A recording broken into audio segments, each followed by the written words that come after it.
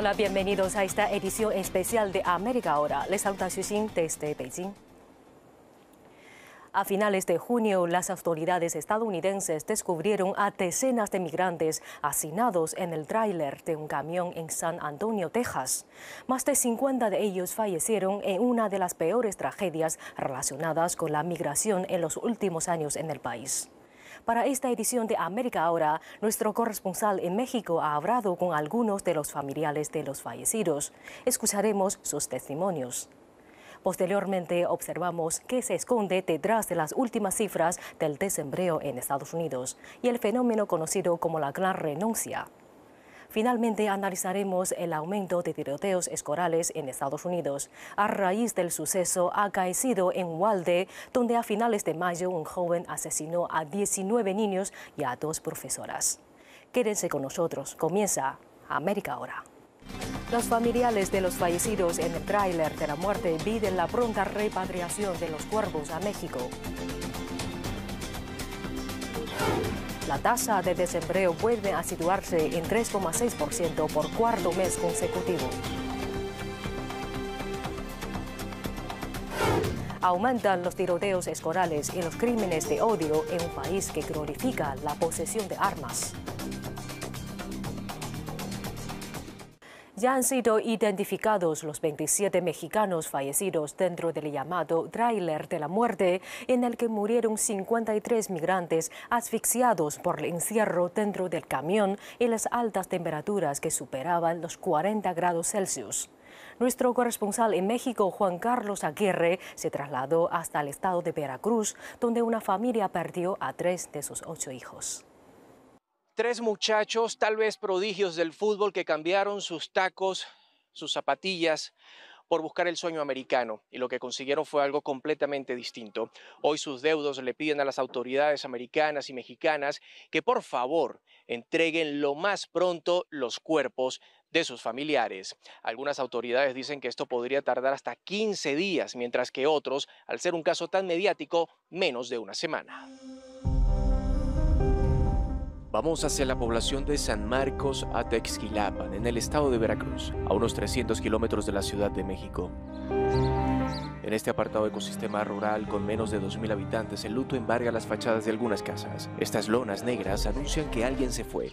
Gloria al Padre, gloria al Hijo, gloria al Espíritu Santo. Y como era en el principio, ahora siempre, por los siglos de los siglos. 3 de sus muchachos ya no están. Los chiquillos, como uno de sus tíos les decía, no volverán. ¿Hay un sueño americano? El sueño americano, tenemos que apoyarlos. No podemos decir no, porque esta es una historia que se escribe y a lo mejor se cierra esa página. Cada vida, cada necesidad es diferente página, diferente historia. Te vas con la idea de $1, 20, 21 pesos. Esa es la diferencia que te cambia la mentalidad, la necesidad. El más rápido, en 1 año, 2 años, ¿cuánto vas a hacer? Esa es la triste historia. ¿La vamos a cambiar? Ni mi historia la va a cambiar. Tiene que seguir. Padres, piensen. Pero cuando estén en mi situación, acepten la realidad. La economía de su población se basa en la fabricación de calzados artesanales. Cortamos todo sobre el contorno del arma hasta que quede la planta. En el comercio le dan poco valor a estas manos que moldean, cortan, martillan. Este es para sostenerla. Y con el martillo pegamos para que... Hacer cada par de zapatos les puede costar poco menos de $10. Se los compran a 12. Pues todo el trabajo sí es un poco pesado, pues, pero pues sí es bonito fabricar el zapato aquí. ¿Por qué no irte a Estados Unidos? Pues la verdad yo también no decidí irme porque tengo un hijo pequeño. Por eso pues no decidí irme. Y pues aquí trabajando poco a poco y sí se puede, pero pues... Con tan poca ganancia, Misael, Giovanni y Yair, hermanos, primos, decidieron partir a buscar un mejor futuro hacia los Estados Unidos. Jugaban fútbol, eran buenos, dice su abuelo, pero el ser pobres era veto para posarse sobre el engramado y darse a conocer. Este sexagenario asegura sentirse culpable, no porque les haya dado su bendición para partir. Ayudó a muchos a caminar con su trabajo, pero a sus propios nietos no estuvo allí para correr junto a ellos. El arte en sus manos no fue suficiente. ¿Por qué? Porque el dinero no alcanza y entonces por eso la gente viaja hacia los Estados Unidos con la idea de salir adelante, llegar, poner un negocio y esos son los sueños de los jóvenes. Sus muchachos se fueron, colgaron los guayos. El equipo perdió 2 defensas y un delantero. Para los familiares había una llama de esperanza que iluminaba el anhelo de encontrarlos con vida, pero la noticia llegó y el llanto apagó esa vela.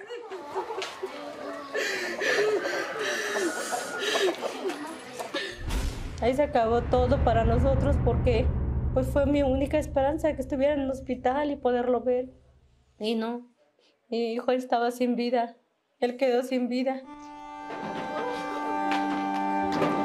Fatídico anuncio que retumbó con demora. La burocracia en Estados Unidos, dicen, alarga la angustia de esta familia que puso su vivienda como garantía para un préstamo. Cerca de $10,000 cobraron los traficantes de humanos, los coyotes.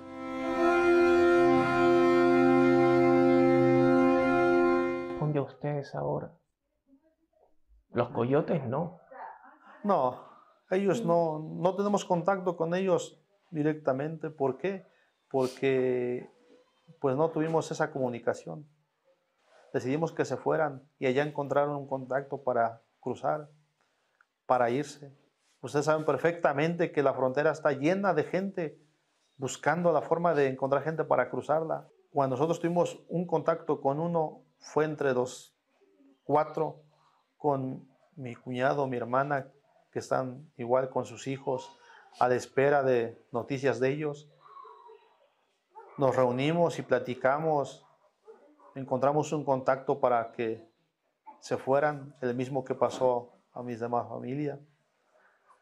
Entonces tuvimos esa seguridad de que podían pasar y no se realizó.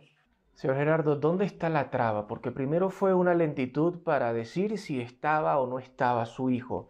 Ahora es una traba también o una lentitud para entregar el cuerpo una vez se ha conocido que es lamentablemente una de las víctimas de esta tragedia. Pues mire, ahorita el detalle está en Texas, en San Antonio, donde están los cuerpos. Ahí está el detalle. ¿Por qué? Porque tienen que arreglar acta de función, funeraria, tener contacto con el gobierno federal. ¿Para qué? Para pagar el costo del traslado. Pero esperemos que ellos puedan agilizar ese trámite. Sabemos que hoy es fin de semana, creo no trabajan, lunes no trabajan, entonces no sé qué vamos a hacer nosotros con la espera, de estar sufriendo, de estar esperando y nada más no. Ya lo reconocimos, sabemos que es nuestro hijo. ¿Qué más quieren? La autoridad correspondiente de Estados Unidos tiene que hacer su trabajo, lo sabemos. Pero ¿qué identifican de ellos? ¿Qué buscan de ellos? Nada, porque no hablan, no pueden defenderse. Mi hijo ya tiene que regresar. Que se los pide una madre con el corazón en la mano, que está sufriendo la ausencia de su hijo y que hasta el momento pues no ha llegado a nuestras. Entre el mes de enero y mayo del presente año, del 1.017.951 migrantes detenidos en los Estados Unidos, el 37% eran mexicanos. Al menos 380.000 huyen en lo que va del 2022 de la pobreza, pero también de las amenazas y la violencia ordenada por los cárteles de la droga. ¿Dejarían que otro hijo de ustedes viaje y cruce? Por lo mientras no. Ellos deciden. Gente adulta, gente con diferente cabeza, con ideas. No todos tienen la misma situación ni el mismo destino. Cada quien tiene diferente su destino. Y el destino de ellos no lo voy a marcar yo. El destino de ellos está marcado. ¿Quién iba a pensar que aquel campo que tanta vida les daba estaría junto al abandonado panteón que pronto servirá como su última morada? Al lado los aplaudían, al lado los llorarán. En 2021 murieron 719 mexicanos intentando cruzar la frontera. El día que les pasó el accidente oí mucho ruido aquí y pues ellos tal vez vinían a recoger sus pasos más que nada. Pobrecitos chavos, mira, se fueron para no regresar ya en caja. La verdad sí se siente mucho dolor. En lo que va de 2022 ya suman 493 muertos de diferentes nacionalidades, incluyendo a Misael, Jair y Giovanni. Sobre estas tablas jugaron su último cotejo antes de partir. El mercado laboral es otro de los desafíos que enfrenta la economía mundial. La tasa de desempleo en Estados Unidos se mantuvo por cuarto mes consecutivo en el 3,6%, lo que representa un total de 5,6 millones de personas y sigue siendo superior a los niveles anteriores a la pandemia. Es un fenómeno que se conoce como la gran renuncia, otra de las secuelas económicas que dejó la pandemia de la COVID-19.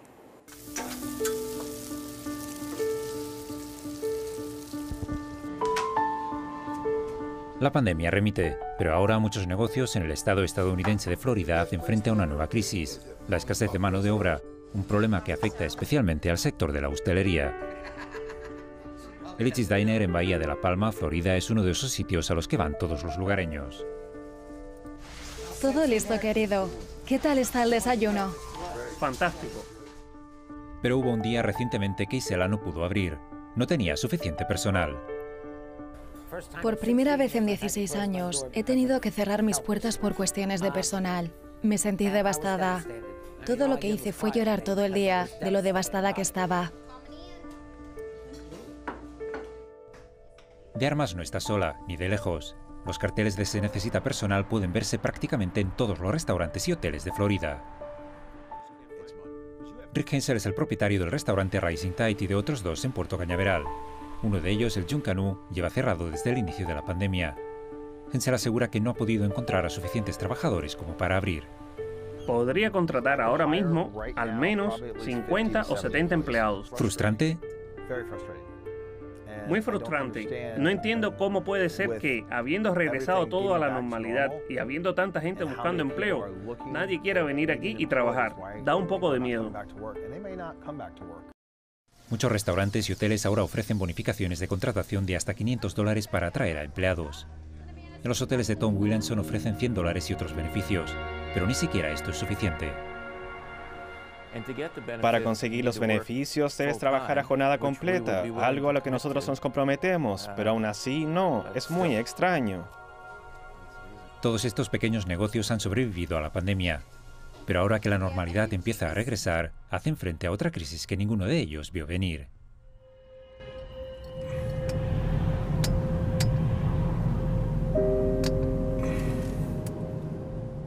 El desequilibrio del mercado laboral estadounidense se refleja en el hecho de que los empresarios no pueden encontrar suficientes empleados.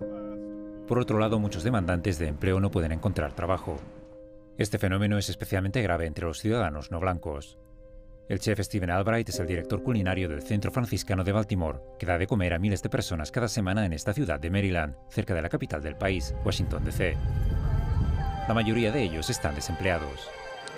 Yo también estoy en paro. Perdí mi trabajo. Lo he perdido todo.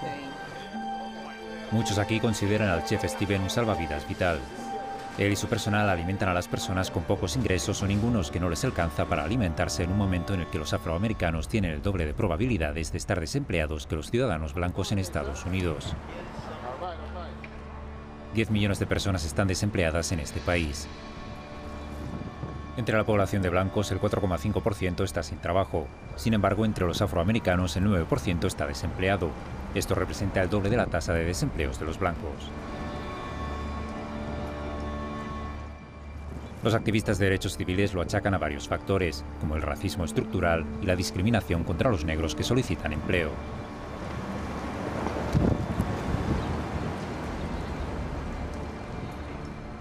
Menos oportunidades de educación para los negros en comparación con los blancos, la encarcelación masiva de afroamericanos que perjudica las oportunidades de empleo cuando son liberados. También está el fracaso del gobierno de Estados Unidos para hacer cumplir la igualdad de oportunidades en la contratación de afroamericanos y otras personas de color. Jonesy, un padre de 27 años, estuvo desempleado y se enfrentaba a tiempos muy duros.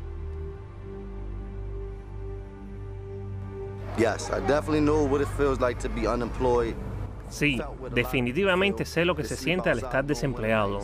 He sentido lo que mucha gente siente al dormir fuera en las noches de invierno.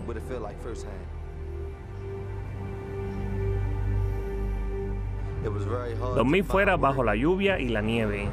Es difícil encontrar trabajo aquí y nadie contrataba. Me resultaba difícil pagar mis facturas, cuidar de los niños y mantener a mi familia.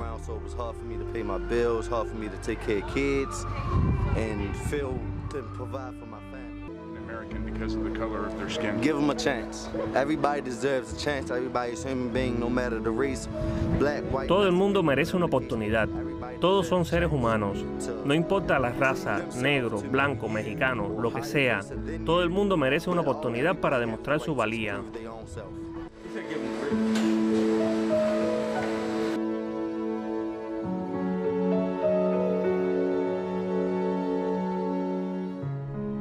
La gente que no encuentra trabajo sufre. Sin embargo, no todas las personas que tienen un empleo pueden vivir felices. Hay muchos trabajadores que se dedican a labores de alta intensidad, pero con escasos salarios y poca protección laboral. Muchos de los 3 millones de trabajadores agrícolas de Estados Unidos, a pesar de su papel vital en la alimentación de gran parte del país, siguen sufriendo pésimas condiciones de trabajo y de vida, especialmente durante la pandemia de COVID, según grupos de derechos humanos. La mayoría de los trabajadores agrícolas siguen ganando tan poco dinero por su duro trabajo que les resulta imposible pagar la vivienda y alimentar a sus hijos. Y son pocos los que tienen una asistencia sanitaria adecuada, si es que tienen alguna. Recientemente hemos conocido la gravedad de la crisis gracias a la legendaria Dolores Huerta, icono de los derechos civiles que junto con el difunto César Chávez organizó el sindicato United Farm Workers en 1965. Según ella, aunque se han hecho algunos progresos para mejorar la vida de los trabajadores agrícolas desde la década de 1960, su trabajo agotador sigue siendo ampliamente ignorado y no apreciado por los cientos de millones de personas en Estados Unidos que dependen de los trabajadores agrícolas para obtener sus alimentos y productos. Han estado ahí fuera todos los días, recogiendo la comida que la gente necesita. Y en realidad deberían tener la paga de riesgo, porque estaban arriesgando sus vidas todos los días que estaban. Y muchos de ellos, por supuesto, se contagiaron de COVID y muchos de ellos murieron. Y eso fue realmente lamentable. Cuando piensas que la gente que pone la comida en nuestra mesa todos los días no tiene la protección que todos los demás tienen, es bastante triste. Los trabajadores agrícolas siguen estando entre los trabajadores más sobrecargados y mal pagados de Estados Unidos.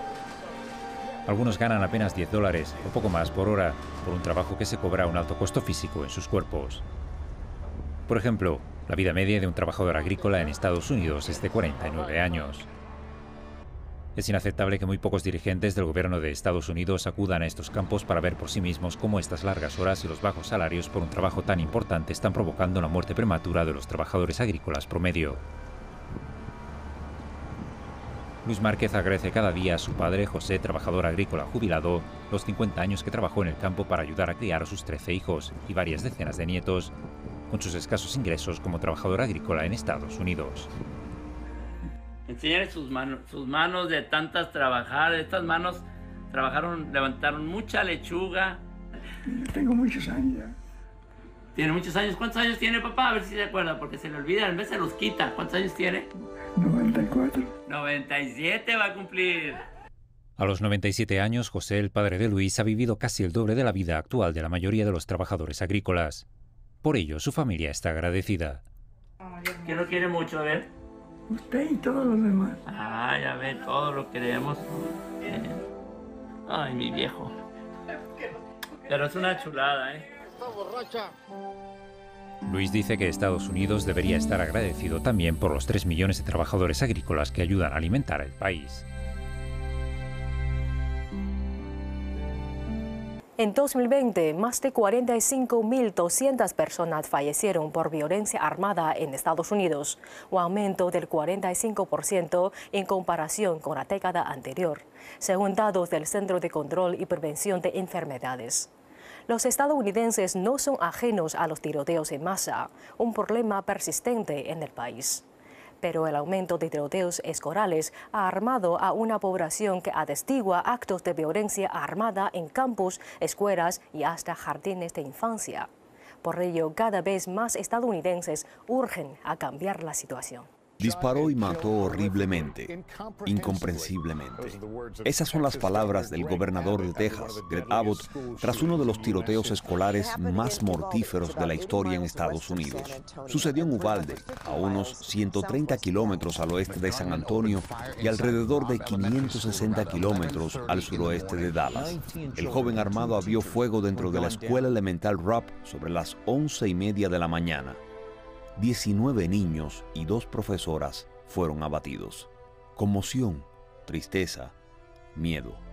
Esos sentimientos están muy presentes en la localidad tejana de Uvalde después de que se produjera el tiroteo escolar más trágico de Estados Unidos en una década. Entre los 19 niños asesinados estaba Amarillo Garza, un estudiante de 4º grado que acababa de llamar a la policía cuando el perpetrador del crimen le disparó.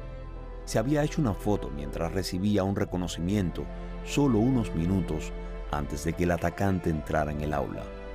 La foto en la que sonríe es su último retrato. Estaba histérica, diciendo que había disparado a su mejor amiga. No respiraba, estaba tratando de llamar a la policía. Y le pregunté el nombre a esa niña. Y ella dijo, Mary, ¿cómo puedes mirar a esta niña y dispararle? A los estadounidenses, los tiroteos de esta índole no les son ajenos, pero este ha conmocionado a todo el país.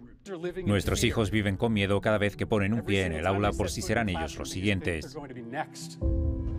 Los tiroteos en masa son un problema que persiste en Estados Unidos, pero lo alarmante es que los tiroteos escolares van en aumento.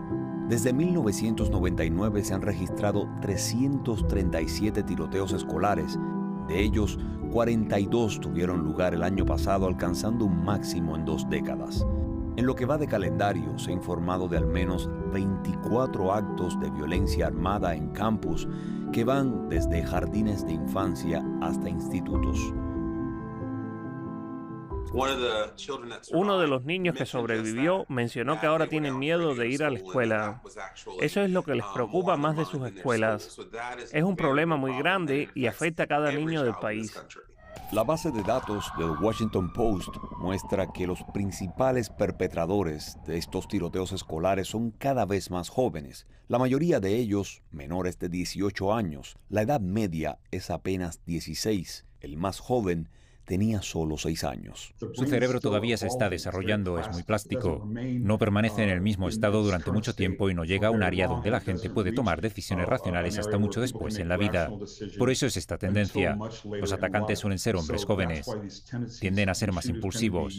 Mientras se siguen produciendo tiroteos en escuelas de todo Estados Unidos, muchos estadounidenses aún se preguntan cuándo se va a hacer algo.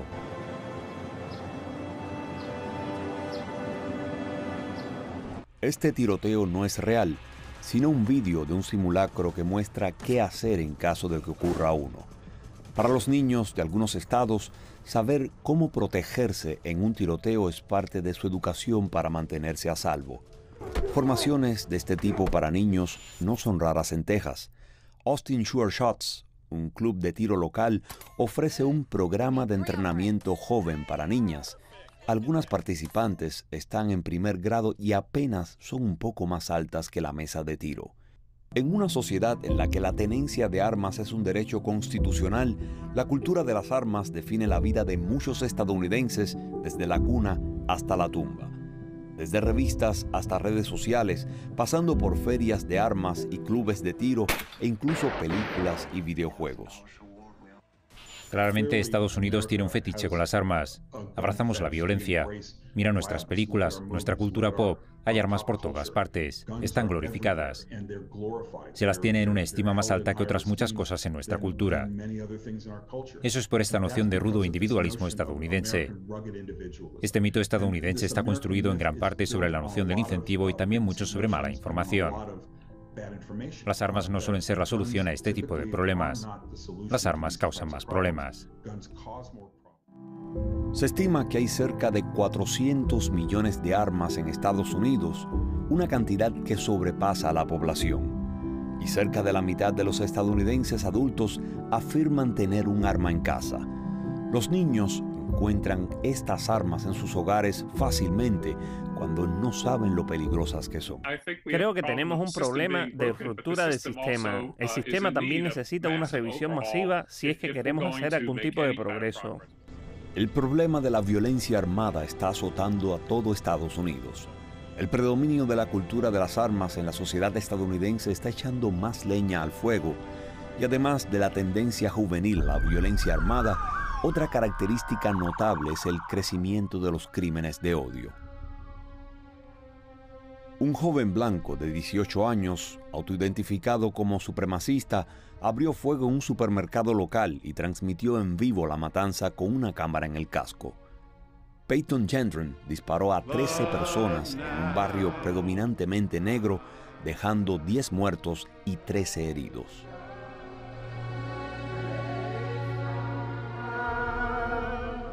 Lo que pasó el sábado fue un acto de terrorismo.